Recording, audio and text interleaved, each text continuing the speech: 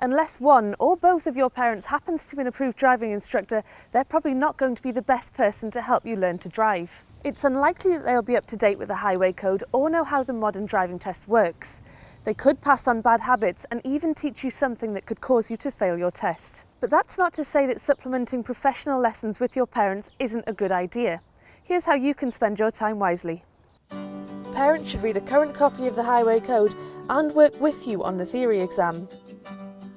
Plan a suitable area and driving route and know what you want to achieve before you set out. Use quiet roads until you've developed your confidence, especially around traffic. You're not yet ready for all the challenges of the road, and your parent must be aware of hazards at all times. They need to be constantly anticipating the moves of other drivers. Avoid carrying passengers. They're a distraction you don't need. Keep calm. Shouting doesn't help.